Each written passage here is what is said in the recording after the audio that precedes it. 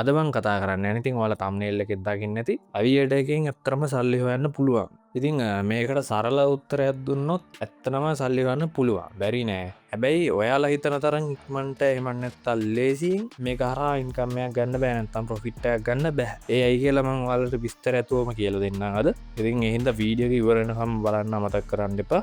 අපි දැන් මුලින්ම බැලුවොත් මේ aviator game එක වැඩ කරන්නේ. මම දැන් මේ aviator game එක තමයි මේකට උදාහරණයකට ගන්න. හරිද? දැන් aviator එක වැඩ කරන විදිය ගත්තොත් එහෙම සරලවම වෙන්නේ ප්ලේන් එකක් තියෙනවා. ප්ලේන් එකට අපි බෙට් එක දැම්මාම ඒ ප්ලේන් එක උඩට යනවා. හැබැයි ඒක ඕනම වෙලාවකදී ප්ලේන් එක ක්‍රෑෂ් වෙලා යනවා. ක්‍රෑෂ් වෙලා යනවා කියන්නේ පුපුරලා යනවා. ඕක තමයි සරලව සිද්ධ වෙන්නේ. ඒ ක්‍රෑෂ් වෙන්න කලින් අපි දාපු සල්ලි ටික කියන්නේ අපි බෙට් එකට දාපු සල්ලි ටික අපිට කලෙක්ට් කරගන්න බැරි වුණොත් අපි ලොස් වෙනවා. ඊට කලින් හොඳ ප්‍රමාණයකට සල්ලි ටික වැඩි කරගෙන කලෙක්ට් කරගන්න පුළුවන් වුණොත් ප්ලේන් එක ක්‍රෑෂ් වෙන්න කලින් ඒක තමයි අපේ ප්‍රොෆිට් එක. ඒ විදිහට තමයි ඕක වැඩ කරන්නේ. එතකොට දැන් මම ඔයාලට මුලදීම වීඩියෝ එකේදී කිව්වනේ මේකෙන් ඔයාලා හිතන තරම් ඉක්මනට ලේසියෙන් සල්ලි හොයන්න බැහැයි කියලා.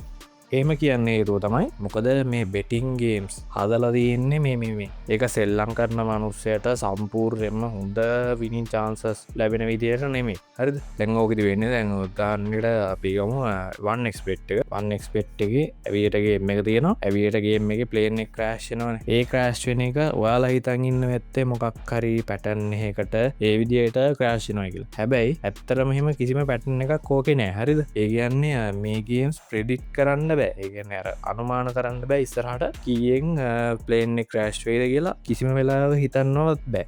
මොකද කිව්වොත් ඒගේම්ස් වල ඒගන්න දැන් වියට එක ගත්තොත් ඇවිටගේ ප්ලේන ක්‍රෑශෙන්න්න කොත්තනදිද කියලා ඒකොල්ලො කලින්ම තීරණය කරලා ඉවර. හරිද? කියන්නේ ඒකොළො ගැන්න ඒ අදාල බෙටින් සයිට්කට මැනෙජ්මන්ට් එක කලින්ම තීරණය කල්ල ඉවරයි ඊළඟට පෙන්නෙක් ක්‍රෑශෙන්න්නේ කොතනදිද කියලා. එතකොට අපිට ඒක කියරවත් ප්‍රඩික් කරන්න බෑ මෙන්න මේ තැනදි වැටේ මෙතනදි වැටේ මේක තමයි පැටන එක කියලා මොකතවර කිසිම පැටන කරන්න ඕකනය රැන්ඩම් ඒගොල්ල හදල තියෙන්නේ මොක්කරේ සොෆ්ටෑ හොයිදය පාචි කල්ල රැන්ඩම් වැටන විදිට ඒගොල්ලොන්ට අවශ්‍ය විදියට ඒව හදාගෙන තිය. එතකොට ඔගදි සිද්ධ වෙන දැන් එක පාරත් දෙපාරත් පලවිනි පාර සෙල්ලංගදී රවුන්් දෙක තුනක් ඔයාට දිනන්න චාන්සක හම්බෙන. ඊට පස් ඊට පස් දැන්වාද දින්නයින් පදික පාරත් දෙපාර දින්නට පස්සේ වා හිතන්න රුපියල් මුලින්ම 500ක් දැම්ම 500ක් දාලා ඔන්න තව 500ක් වට ප්‍රොෆිට් වුණා. ඒ කියන්නේ අර ඔයා දාපු 500යි ඔයාට හම්බෙච්ච 500යි දැන් ඔයාගාව රුපියල් 1000ක් තියෙනවා. ඊට පස්සේ ඔයා තව 500ක් දාන්න. තව 500ක් දාලා ඒකිනුත් ඔයාට ඒ වගේම ප්‍රොෆිට් එකක් හම්බෙනවා. හම්බුනම පස්සේ දැන් ඔයාට විශ්වාසයක් ඇති වෙනවා. මේකින් මට සල්ලි ගන්න පුළුවන්. 500 වලට මේ තව මීට වඩා ලොකු ගාණක් දාමු. දාලා ඒක ඩබල් කරගමු ට්‍රිපල් කරගම කියලා ඔයා දැන් ඒ විදියට ඔළුව හදාගෙන ඉවරලා ඔයා කලින් දැන් 500ක් දාපු එකන 1000ක් දාන්න නැත්තම් 5000ක් දාන්න.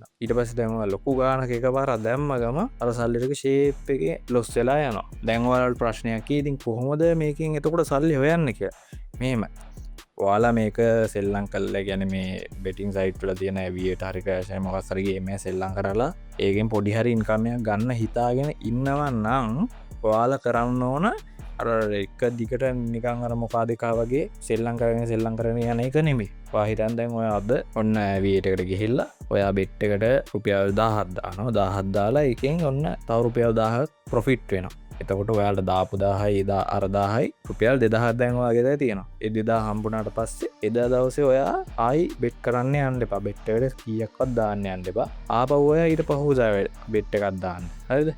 ඒකන දැන් ඔත්තනදී අර එක පාරක් දෙපාරක් දින්නට පස්සේ අර මං කලිනුත් කිව්වේ ඔයාට ඒකට තියෙන ආසාව වැඩි වෙලා ඔයා ආයි ඒකම කරන්න යනවා. එහෙම කරන්න ගියාම තමයි ලොස් වෙන්නේ. මොකද අර ඔයාට කිසිම විනයක් නැහැනේ. ඒ හින්දා මං කිව්වා වගේ ඔයාලා දවසට එක පාරක් උපරිම එක පාරක් දෙපාරක් බෙට් එකක් දාලා එකකින් ප්‍රොෆිට් එකක් ගත්තට පස්සේ එදා දවසේ ආයෙ එතනින් එහාට මොකුත්ම කරන්න යන්න එපා. ආයෙත් පහෝදා හෝ ඊට දවස් දෙක තුනකට පස්සේ හරි කමන්නේ. ආපහු බෙට් එකක් දානවා නම් දාන්න. ඔයා රුපියල් 100ක් දාලා තව 100ක් රුපියල් ප්‍රොෆිට් කරා ප්‍රශ්නයක් නැහැ. මොකද ඔයාලා ඉක්මනට සල්ලි හොයන්න කියලා හිතාගෙන මේ වගේ වැඩ කරන්න ගියොත් ඒ කියන්නේ මේ බෙටිං සම්බන්ධ දේවල් වලට ඔයාගේ සල්ලි ඉන්වෙස්ට් කරන්න ගියොත් ඔයාට ඇත්තටම ලොකු අමාරුවක වැටෙනවා. හැබැයි ඔයාලා මොලේ කල්පනා කරලා ඉවසීමෙන් ඒකට සල්ලි ඉන්වෙස්ට් කරොත් ඔයාට පුළුවන් ඔයාගේ සල්ලි ටික ෂේප් එකේ ලොස් වෙන්නේ නැතුව ලොකු ලොස්සයක් වෙන්නේ නැතුව ඒකෙන් ප්‍රොෆිට් එකක් අරගන්න.